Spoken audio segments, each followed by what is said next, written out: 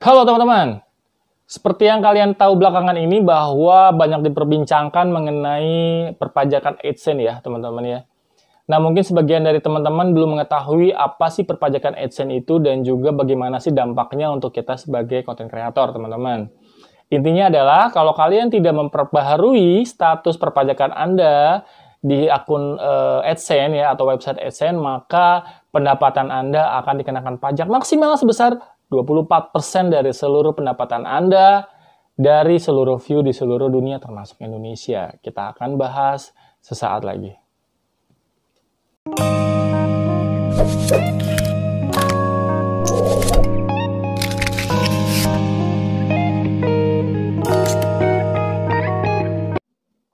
Oke teman-teman, sebenarnya kebijakan ini tidak harus kita sikapi secara berlebihan ya teman-teman ya. Sebenarnya ini difokuskan untuk warga negara Amerika Serikat. Nah, misalnya katakanlah kalian membuat sebuah video dan kemudian video itu ditonton oleh warga negara Amerika Serikat dan kebetulan di situ muncul iklan, maka pendapatan iklan dari AdSense di konten itu kalian akan dikenakan pajak, teman-teman. Nah, ini juga saya dengar bahwa pada maksimal sampai tanggal, paling lama ya, sampai tanggal 31 Mei 2021 ini, kalian harus memperbaharui status perpajakan Anda di akun AdSense, terutama untuk konten-konten kreator yang sudah dimonetisasi. Nah, bagaimana jika tidak? Bagaimana kalian jika tidak melakukan hal itu? Maka efeknya akan seperti ini, teman-teman. Kalau kalian tidak melakukan penginputan, maka kalian akan dikenakan pajak AdSense sebesar maksimal 24% dari seluruh pendapatan Anda, walaupun view-nya ditonton oleh seluruh dunia termasuk Indonesia. Wah, itu besar sekali menurut saya ya. Nah, terus bagaimana implikasinya jika kalian melakukan penginputan? Nah, jika kalian memasukkan NPWP, maka kalian hanya dikenakan pajak sebesar 10% dari view yang ada di Amerika Serikat. Nah, ini seperti awal ya. Jika kalian melakukan penginputan tapi tidak mencantumkan NPWP, maka kalian hanya dikenakan pajak 30% dari view yang hanya ditonton oleh warga negara Amerika Serikat. Nah, tentunya kalian lebih baik kalian segera melakukan penginputan data perpajakan Anda di akun AdSense Anda. Nah, pada saat ini, pada kesempatan ini saya akan memberikan sebuah tutorial bagaimana cara melakukan penginputan data AdSense dengan menggunakan handphone ya teman-teman. Jadi tidak menggunakan laptop. Jadi mempermudah Anda untuk bisa melakukan update perpajakan dimanapun kalian berada. Kurang lebih seperti ini teman-teman. Kalian silakan bisa menyimak ya. Oke teman-teman, kita langsung saja ke tutorialnya. Yang pertama harus kita lakukan adalah masuk dulu ke websitenya Google AdSense ya teman-teman. Kita langsung klik saja. Saya biasanya menggunakan Google Chrome. Kemudian ketik Google AdSense, biasanya dia muncul di satu atau dua halaman yang di atas ya teman-teman ya. Kita klik saja satu, saya klik yang bawah ini, yang kedua Google AdSense. Maka tampilannya akan seperti ini kurang lebih ya teman-teman. Nah, ini tampilan sudah saya masuk login ya teman-teman. Buat yang belum silakan coba login dulu, masuk. Kalau masih bingung bisa ikutin tutorial teman-teman yang lain. Nah, kemudian di sini saya coba ada menu ya. Di sini ada paling atasnya adalah penting periksa apakah informasi pajak tambahan diperlukan untuk Anda. Oke, kalau gitu kita masuk kelola info pajak ya, teman-teman. Oke, kelola info pajak. Sebentar, agak loading sebentar. Nah, kelola info pajak selanjutnya adalah berikan atau perbarui informasi pajak Anda. Terus kemudian teman-teman pilih tambahkan info pajak. Nah, di sini ada selamat datang email kita ya teman-teman dan juga masukkan kata sandi ini karena email ini sudah terdaftar, maka kata sandi pun saya sudah masukkan teman-teman. Kalau belum teman-teman kalian tinggal isi saja. Kemudian klik berikutnya.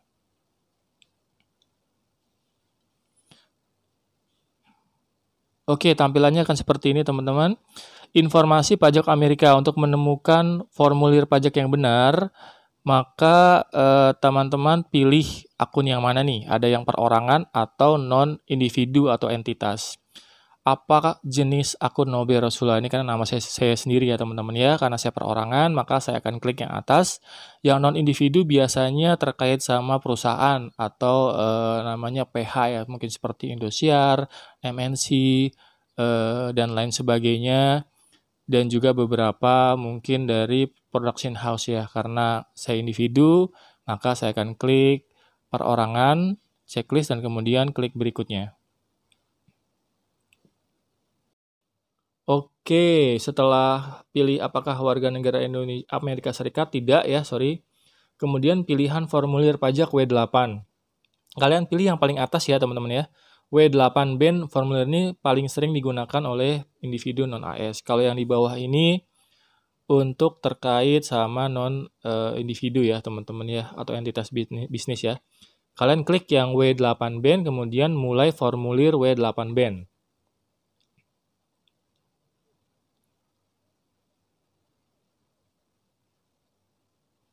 Oke, di sini ada tulisan lagi teman-teman, kita klik di atas ya. Identitas pajak, pastikan informasi ini persis dan ada di dokumen pajak Anda. Nama individu saya sendiri, kemudian nama DBA atau berbisnis kalian abaikan saja. Terus kemudian apa sih namanya? Negara atau wilayah kenegaraan, kalian pilih Indonesia. Indonesia, mana ya Indonesia?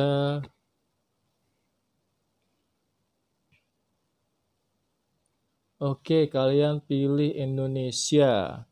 Nomor identitas wajib pajak, TIN ya. Pajak TIN asing, ini adalah untuk mengisi nomor NPWP Anda. Kalau tidak memiliki NPWP, kalian abaikan saja. Kalau saya menggunakan NPWP supaya nanti potongan pajaknya jauh lebih kecil, teman-teman.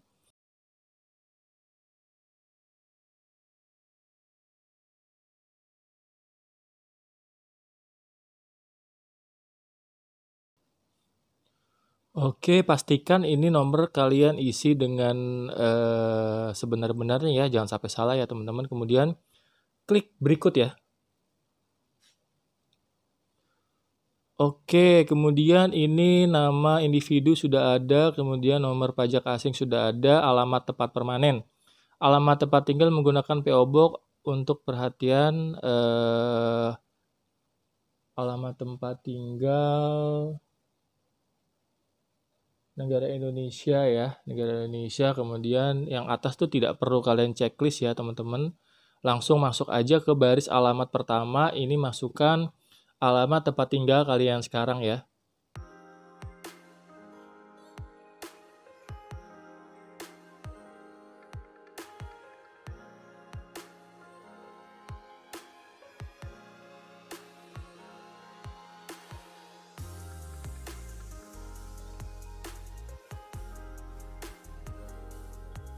Kemudian alamat surat sama dengan alamat tempat tinggal, alamat surat. Nah, ini saya pilih 2 ya. Saya tidak checklist karena alamat tempat tinggal saya dengan KTP berbeda, teman-teman. Kita coba ya.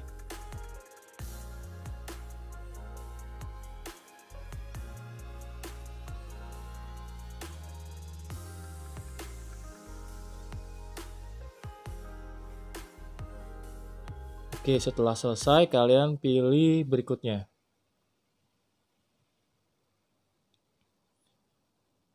Oke, alamat tempat tinggal, alamat surat ya. Oke. Perjanjian pajak, apakah Anda mengklaim tarif? Oke teman-teman, untuk perjanjian pajak ini ada 2 teman-teman, yang tidak dan yang ya teman-teman. Kalau untuk tidak ini kalian tidak menggunakan NPWP. Untuk yang ya ini menggunakan NPWP, karena saya menggunakan NPWP maka saya checklist yang iya ya teman-teman ya. Kemudian di sini ada beberapa pilihan lagi, penduduk warga negara yang mengklaim Amerika Serikat, kemudian negara kawasan. Kita pilih Indonesia. Mana Indonesia ya? Kita pilih Indonesia. Oke. Kita pilih Indonesia, kemudian tarif dan ketentuan khusus. Anda mungkin dikecualikan memiliki potongan pajak. dapat mengklaim. Nah, pertama layanan ya teman-teman ya. Kalian klik layanan, kemudian pilih pasal ya, pasal 8 ayat 1, kemudian tarif pemotongannya kalian tik 0% ya teman-teman ya, dari perjanjian ya. Kemudian alasan Noberso memenuhi persyaratan pajak sebagai wajib pajak, kalian checklist aja situ. Nah, kemudian selanjutnya adalah royalti film dan TV. Kalian klik juga di sini, kemudian kalian pilih pasal dan ayatnya, kemudian tarif pemotongannya kalian pilih yang 10% ya teman-teman ya. 10% tarif perjanjian. Nah, alasan kalian checklist saja yang di bawahnya teman-teman. Kemudian yang terakhir royalti hak cipta lainnya, kalian klik saja, kemudian pilih pasalnya, kemudian tarif potongannya itu kalian pilih yang 10% ya teman-teman ya. 10%. Nah, yang di bawahnya jangan lupa kalian checklist juga alasannya teman-teman. Kemudian kalian pilih ke berikutnya.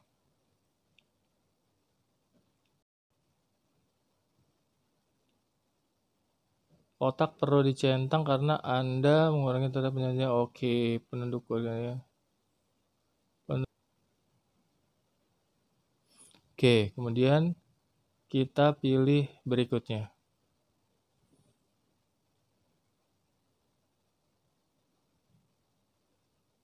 Di sini ada di pratinjau. Pratinjau dokumen, ini adalah cara dokumen Anda akan dibuat ya teman-teman ya. Saya menyatakan bahwa saya telah meninjau dokumen pajak yang dibuat sepengetahuan saya dan saya yakin dokumen tersebut benar dan selengkap-lengkapnya ya teman-teman. Kalian checklist saja teman-teman. Kemudian kalian pilih berikutnya. Sertifikasi ya teman-teman, ini sertifikasi kalian mengisi ya nama sesuai dengan nama yang kalian ya. Oke. Di kolom tanda tangan kalian tulis nama sesuai dengan nama asli kalian, kemudian apakah orang tersebut yang di bagian tanda tangan ini Anda, kemudian pilih ya.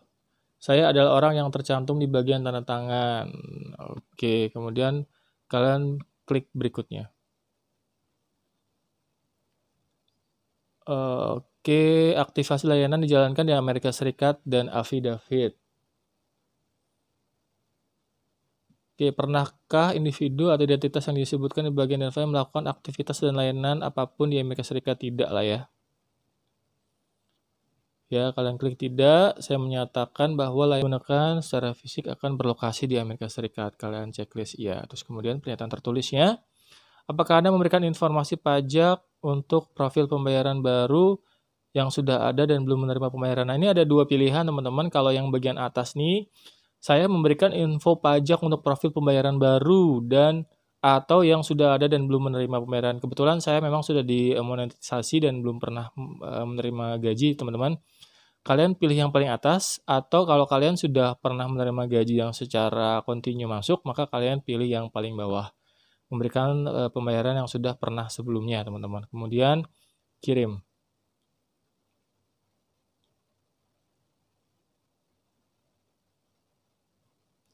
Oke, tampilannya akan menjadi ini, teman-teman. Oh, ini tulisannya adalah info pajak Amerika Serikat, formulir WIBAN disetujui. Dikirim 16 April 2021. Oke, alamat tetap, alamat surat. Oke teman-teman, demikian saja tutorialnya. Semoga bisa bermanfaat buat kalian semua. Jangan lupa informasikan hal ini, konten ini kepada teman-teman di luar sana. Semoga bisa juga membantu untuk menghindari pengenaan pajak yang terlalu besar. Oke, thank you for watching. Sikat kata, saya Nobel. Saya undur diri, see you next time. Bye-bye.